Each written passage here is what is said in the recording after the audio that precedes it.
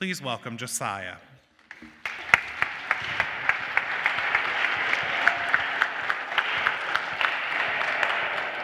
All right.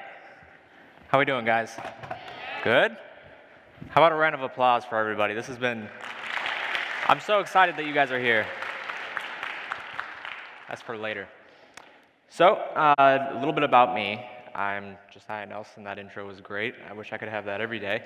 I started my career as a product manager, and so what product managers do is we literally specialize in taking ideas and turning them into products that go into the market and make a whole bunch of money.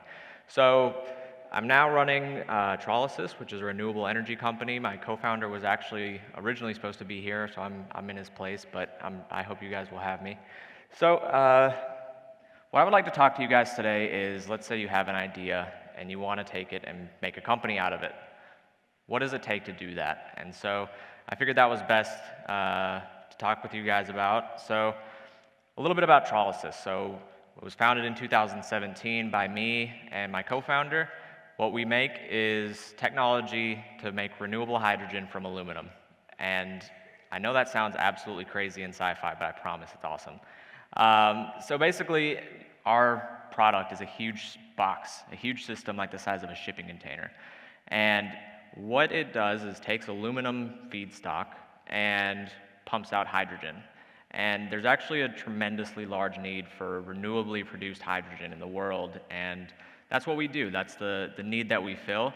Our team right now includes a whole bunch of awesome people beyond me, Stanford, MIT, NASA, Google. My co-founders are Forbes 30 under 30. Everybody there is smarter than me, between you and me.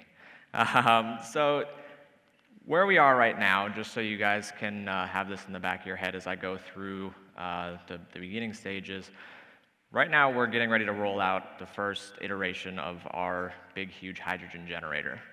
So that first round is going to be over the next 2 years or so, and so far companies have been just inundating us.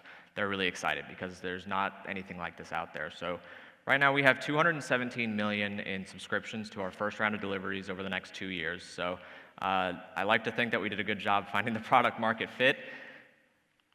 These systems alone that we're deploying the first couple of years, they're going to be responsible for 50 million kilograms of CO2 being displaced. So that means that CO2 is not going to enter the atmosphere from producing hydrogen. And we brought on zero outside investment capital to date. We're entirely customer and founder funded. So how do we get here? That's what I'd like to talk to you guys about. So Trolysis, believe it or not, started from an idea. I went to high school in South Georgia, and it was definitely an interesting time, but that was where the idea for Trolysis sort of originally happened. I was working on a separate project and did some magic with aluminum completely by accident, and basically stumbled upon this reaction, which I'll show you guys in a minute here. It's actually a chemical reaction that's been known for a long time, but people had tried to turn it into a product and had failed in the past. And so what I did was I took that reaction and said, okay, why have others failed at making this into a product? And that was sort of a several-year-long process that led up to where we are now. But I'll walk you guys through the steps a little bit more. But what I would like you guys to do, if you don't mind, think of an idea that you have had or that someone else around you has had. And I want you to work through these steps with me in your head. Can you guys do that? Is that cool? Yep.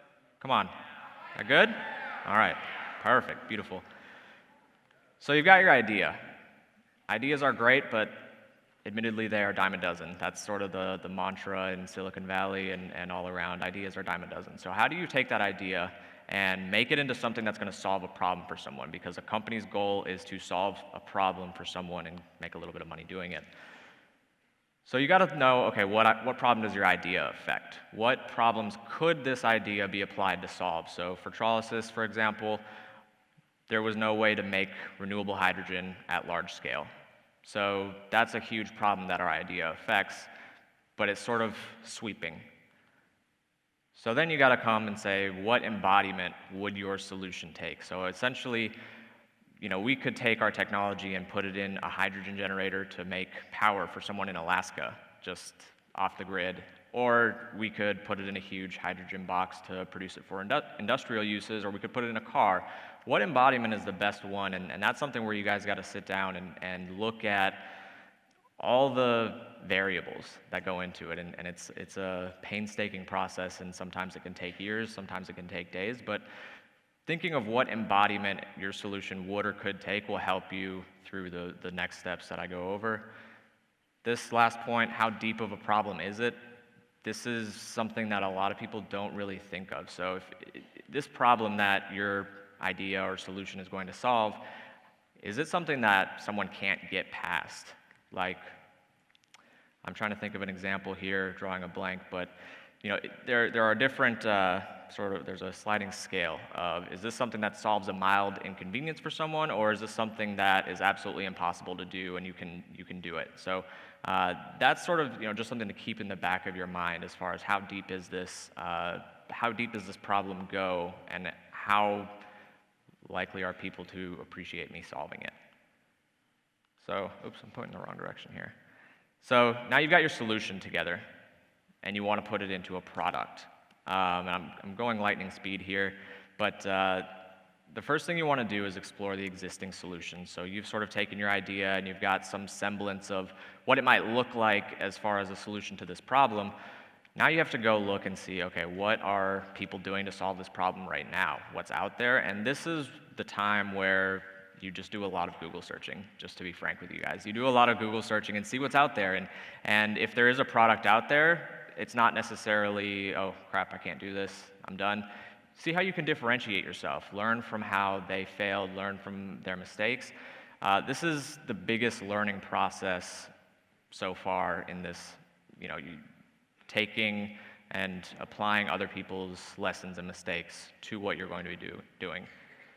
The next thing is you don't want to be afraid to ask and get feedback. So if you sort of formulate what your product might look like, you want to go and ask people, because they're going to be frank with you, and you want to go and say you're making an email solution or something like that.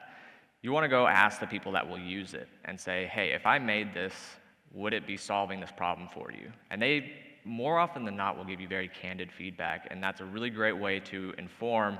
Number one, is there going to be anybody that wants to buy this? Because you can have an awesome idea and nobody will ever want to buy it. There are products that come out all the time that fail to sort of meet that standard, and it's important to work that in early on.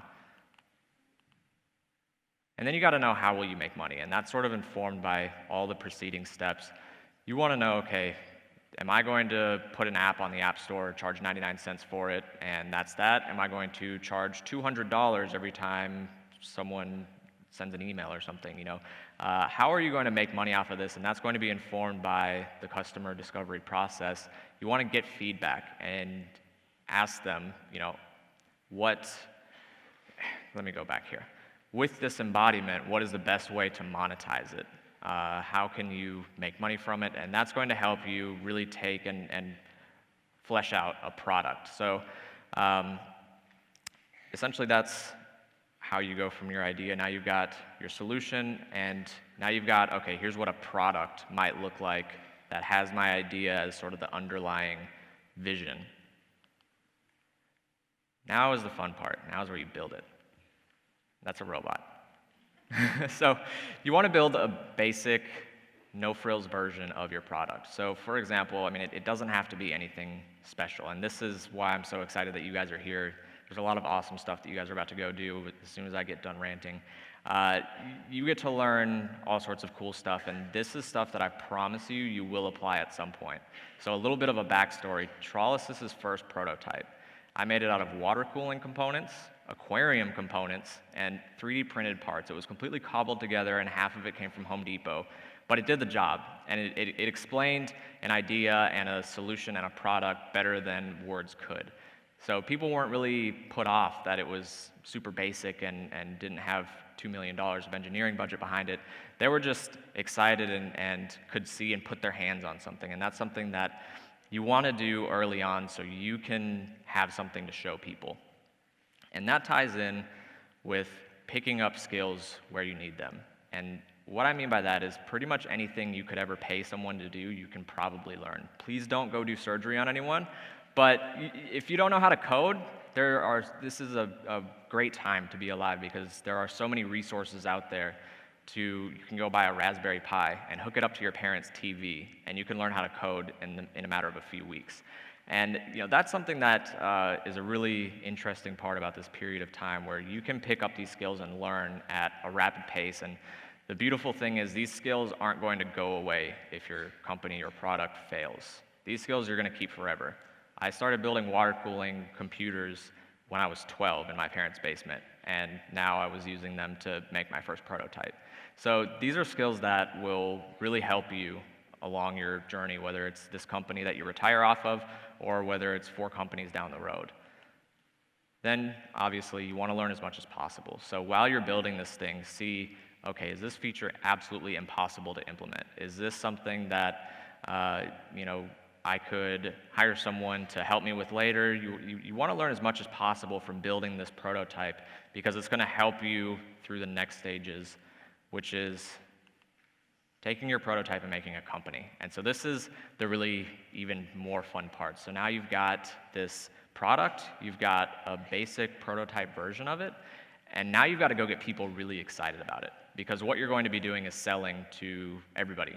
Not necessarily for money, but you're going to be selling your excitement and your passion behind this. And people really feed off of that. They get really excited when they can see that you're excited. And if you don't have passion and if you don't have confidence for this, nobody else is going to. So, brief note here, just for the lawyers out there, you've got to do the paperwork. So I've seen a lot of companies that start and fail because they got really excited and were just rushing through, and they didn't file the right paperwork or they did the incorporation documents wrong. This is something where it's nice, you want to take a little bit of a break and make sure that you're starting with the right foundation so that if things go crazy and you become a billionaire, you have the right footing for that. That's just something I wanted to throw in just because a lot of people don't think about that. But continuing, you want to get people excited. So this is something that even if you're an introvert, I sure as heck was an introvert. I wasn't really the popular kid in school. I was the one that was hanging out in engineering class and well, I won't talk too much about my grades, but they weren't great.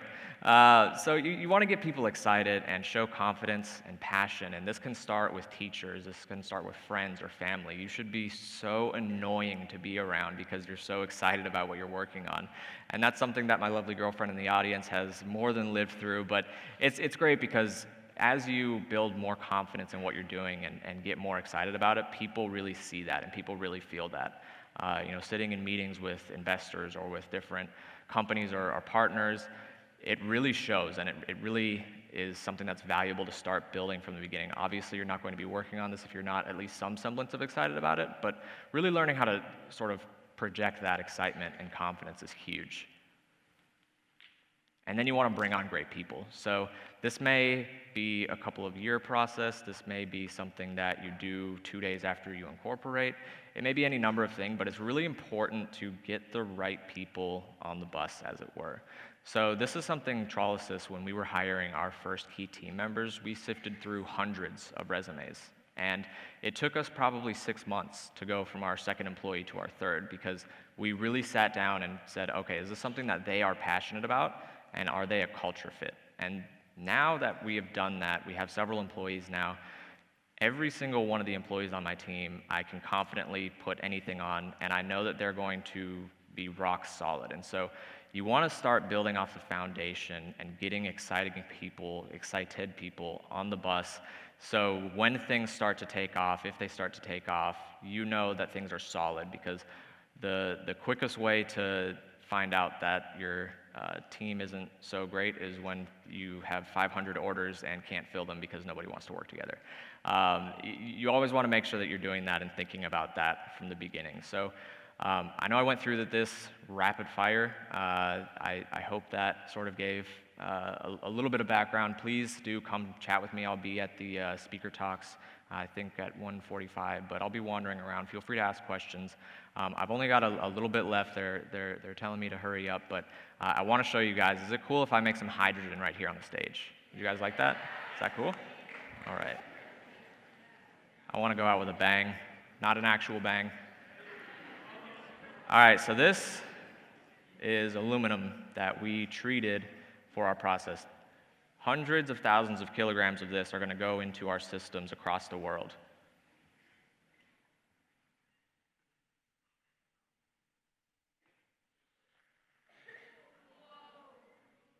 And that was pure hydrogen. Nobody light a cigarette, please. So anyways, I really appreciate your guys' attention, and there's one last thing that I want to share with you. I'm so sorry, is that okay?